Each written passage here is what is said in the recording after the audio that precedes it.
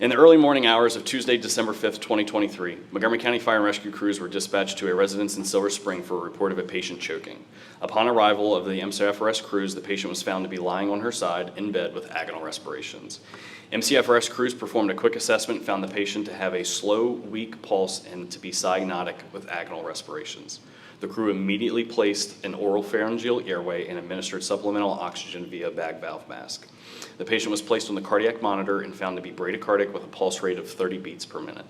Decision was made to place the patient on mechanical and electrical on the monitor for pacing, and mechanical and electrical capture were obtained. A second ALS resource was requested to the scene. At this time, the patient went into cardiac arrest and high-performance CPR was initiated. Vascular access was obtained, epinephrine was administered, and the patient was intubated with end-tidal monitoring. The patient's initial cardiac rhythm was asystole, but then quickly converted to PEA. After 12 minutes of high-performance CPR, the patient experienced a return of spontaneous circulation with palpable pulses present. The crews worked together to initiate an epinephrine drip, obtain a 12-lead EKG, and package the patient for transport to the hospital. En route to Holy Cross, the crews performed medical consultation and continued to monitor and evaluate the patient's condition. Upon arrival at the hospital, care was transferred to the waiting emergency department staff. Thanks to the skills, teamwork, and professionalism of the MCFRS crews and the excellent care provided by Holy Cross Hospital, the patient was discharged home on December 18th, 2023, just in time to spend Christmas with her very large and very grateful family.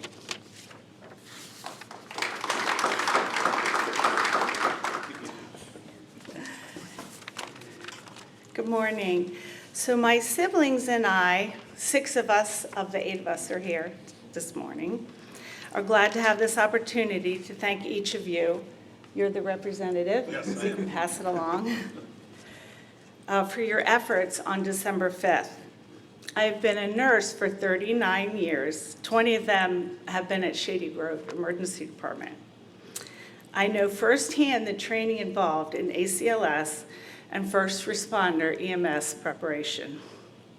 I know in the midst of a crisis, your training kicks in and you are focused on the tasks at hand, as you should be, regardless of the individual you are saving. I'm here to say the life that you saved was one of the most dear, faithful, selfless women you will ever meet. Even though she's 91 years young and a little slow-moving, she is still a joyful mother, grandmother of 26, great-grandmother of 16, and a great-great-grandmother. Your skilled hands and team effort gave our family a wonderful Christmas and the opportunity to experience more enjoyable memories. We are forever grateful. We believe that God was with you that morning to guide you in fulfilling his plan for her for further time on earth.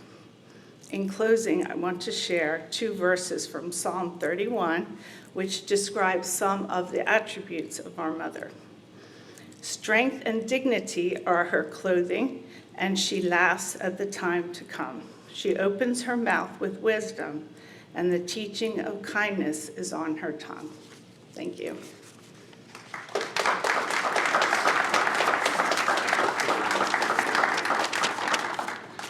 So I just wanted to say, prior to December 5th, your colleagues visited our house many times because we had 8 kids and there were a lot of issues.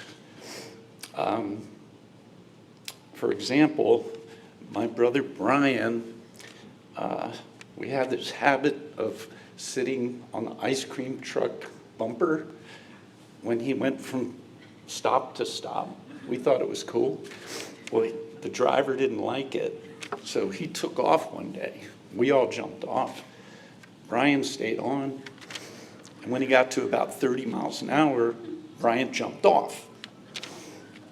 Scraped across the road. Back then, there was no 911, so, we ran to our house. Mom dialed 0. Ambulance came, carted him off to Holy Cross. Actually, I think Mom had her own private parking spot at Holy Cross. We were there so often. And then there was the time that our sister Bridget and Mom and I were driving the car, and I was in the front seat with Mom, Bridget was in the back, and all of a sudden I heard all this noise. I look back, the door's open, Bridget's gone. I go, Mom, Bridget fell out of the car. Mom slams on the brakes. I went into the front dashboard, and then we jumped out of the car and ran back, and Bridget was in the road. The next car that came pulled over, and it was a firefighter on his way to work, and he had a radio. He called an ambulance.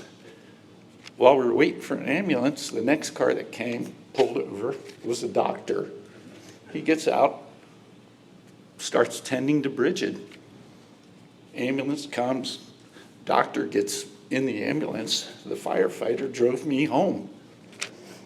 Phenomenal. Anyway, most importantly, you were there on December 5th, and we're very grateful.